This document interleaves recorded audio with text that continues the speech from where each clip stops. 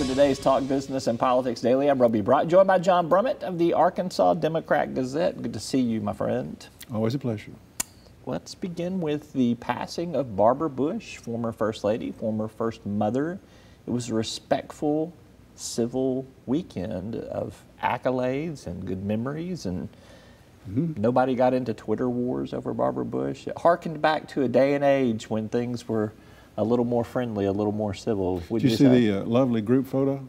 I did. Really, just it almost seemed like our political leaders of recent times were actually friends and nice people. And liked each other. Yeah, and in fact they did. You know, one of the fascinating things is how Bill Clinton became so close to the elder Bushes that he was like, he referred to himself, or they referred to him as like an honorary son and a brother of George W. Yeah, it was but great. You know what? That's Clinton, though, could not stand it if somebody didn't like him. No, that's exactly right. And he was determined to make them like him. And that's, yeah, that's true. But what personalities? We just don't have enough of them who are real. And though Barbara Bush came from great wealth, was upper crust, was elite, if not elitist, her style was sort of earthy and sassy, and she'd joke about drinking while she was pregnant with George W., which she thought explained a lot. And people said when she came in the room, you knew, you came to attention because she's going to have a quip, or she's going to be listening closely, and she's going to say what's on her mind. So I mean, there's so much phoniness in politics. I think she was a real character, genuine, and I think people appreciate that. And of course, all of our appreciation comes to the fore when we consider them in their passing. So it was a nice event, nice event, and good for the country. And it's probably good that Trump didn't go, and I gave him a pass. He thought he would be distracting, and I think he is a distraction, and he would have been a distraction there. So nice touch. Melania Trump took some of the former White House staffers that had a relationship with Barbara Bush. I saw your interview with French Hill, and had forgotten that he was as involved in that administration as he was. Yeah, he was. Let's talk poll numbers. We came out with our latest round of Talk Business and Politics Hendrix College polling. Republican primary voters, we intentionally picked those that had voted in the last, at least 2 of the last 3 primary elections to try to capture some Trump vote there. Let's begin with Jan Morgan at 30.5%, Asa Hutchinson at 57.5%. Are you surprised by the state of that race? No. No, to me, you got to, first let me say, great poll. There's a lot in there, but the matchup, that matchup itself, those numbers to me are sort of like a non-event.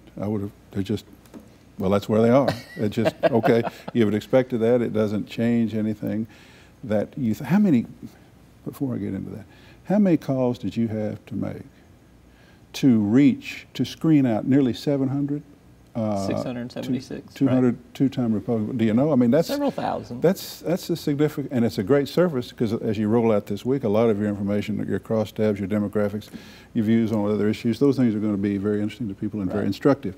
But the least interesting thing in your poll, if I might say, is that Asa Hutchinson is ahead 57.5 to Jan Morgan 30.5. Okay, you tell me Asa is negative, his problem on the right is about 30%, okay, and that his support in the Republican primary is solid and substantial, but not impressive. Okay.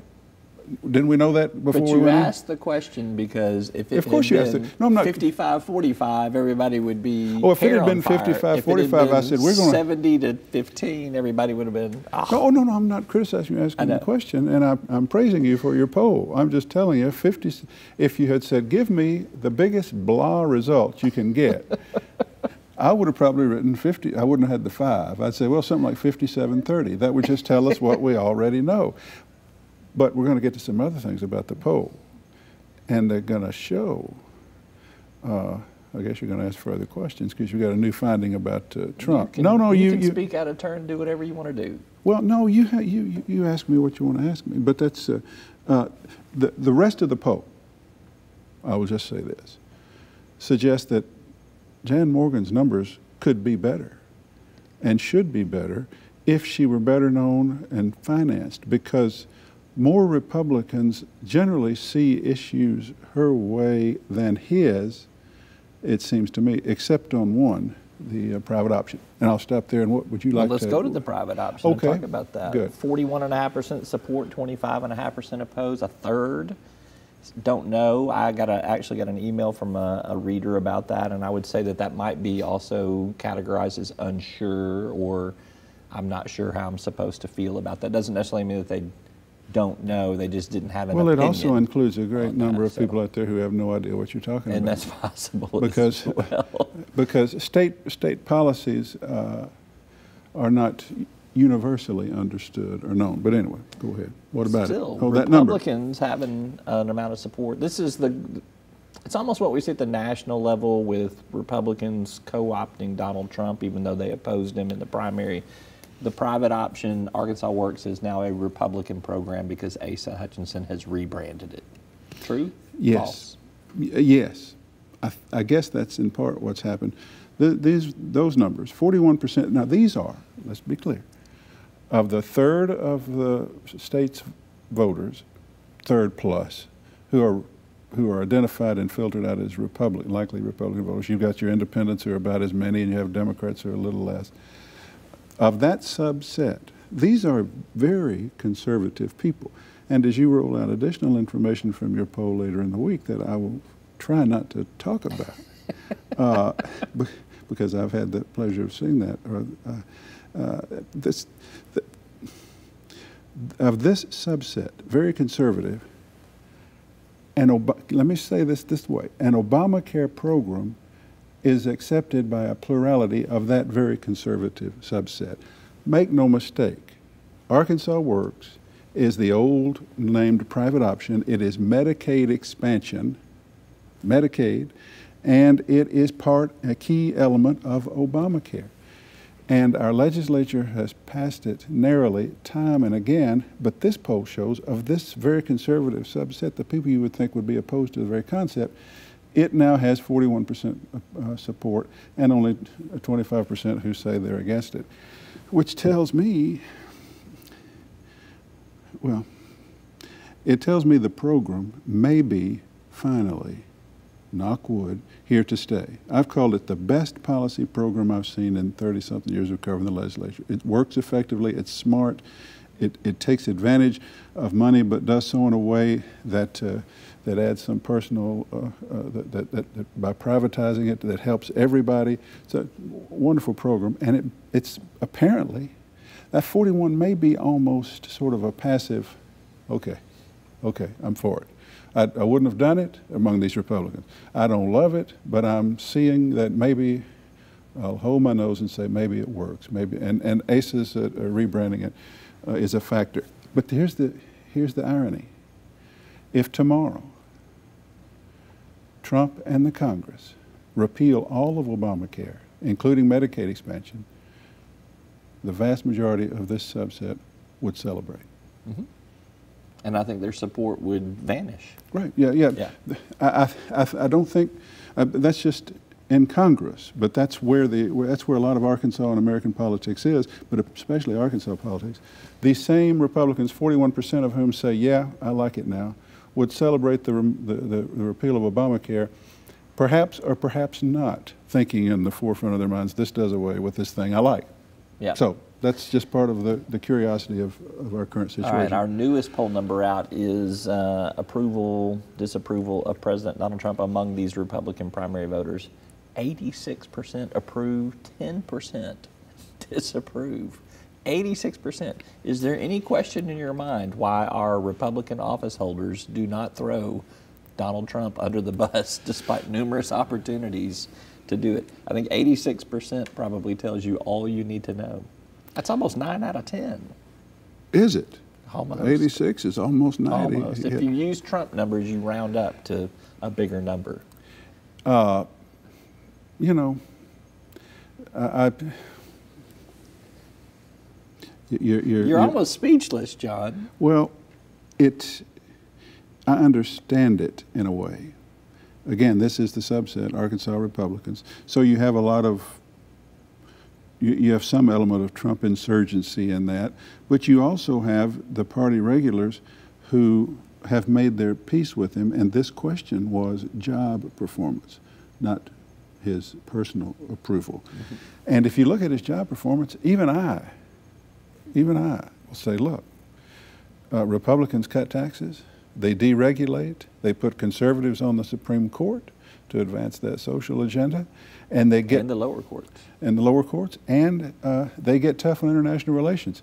So we've got an economy that's from doing okay to doing well, somewhere in that range. We've got regulations reduced or eliminated. We have a conservative Supreme Court. We have the bombs hit what they were supposed to hit in Syria, apparently, and it was a reasonable approach. And North Korea may be coming to the table. Even I say, and I hate to say this for the record, even I say, as a standard garden variety Republican president, he is succeeding. And I think that's what matters. Now, had you asked, do you personally approve of him, the number would, I think, have been lower. Possibly. Well, I mean, I know, but I'm just thinking it would. But I think you'll hear a lot of these people saying, I wish he wouldn't tweet like that. I wish his tone wasn't that way, but I like what he's doing. And I think they give him a pass on his behavior, largely because of the things I just described, and the fact that they think a lot of it is driven by a liberal media that's out to get him. And they think that he gets front page headlines day after day over behavior that was never even reported in JFK's day or Clinton's day even. So I think that's what's going on. And I think that's 86%. 86% means Trump is the man in Arkansas. If you're a Republican, you just praise everything he does. And if you're Clark Tucker running against French Hill in the 2nd District, you don't run against Trump. You run against some health care, for example, which is what they're doing. If Clark Tucker or any of the other candidates in that race. That's good recovery. Right, I'm proud of you. Thanks. You're going to be polling that pretty soon, are you not? We will poll the 2nd Congressional District Look forward race to that. there. We'll have that one out not too long from today. All right. Well, we got a lot to mull on, chew on, and we will continue to talk about all this. So. Look forward to your poll the rest of the week on some issues. Yeah, we've got some perspective on guns, taxes, and abortion. Yeah, may I go ahead and give those numbers now? No. All right. You're so funny. Yeah. All right. How was jury duty, by the way? How was jury duty? Kidding. We talked about it already. And you wrote a column about it. You know, got great reaction to that column. Did you really? Including, they say it was quite the stir in the courthouse. And I found out which side struck me. They finally read your column in the I found out which side struck me off the jury. Yeah. Well, obviously it was the medical defendant side. Do you think you can get past that in future jury selection, or do you think you're going to hold that grudge? I'm fairly certain, as long as I am who I am and known somewhat for what I am, I will never be on a jury. If you were a lawyer, would you put me on a jury?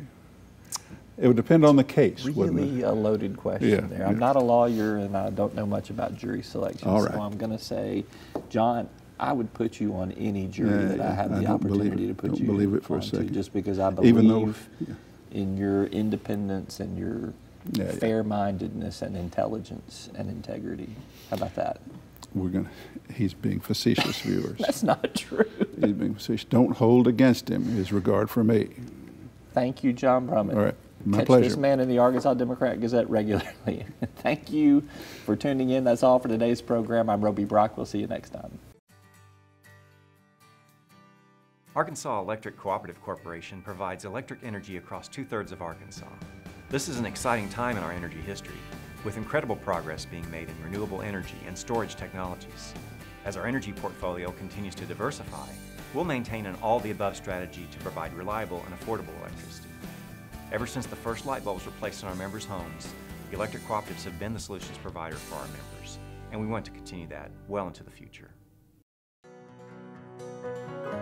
Each day, the promise of our nation begins again. Arkansas and America, moving forward. I help make that promise a reality. It's not for everyone, but people everywhere depend on us. Oh, I love you too, sweetie. Trucking delivers, or everything stops. And that's what drives me.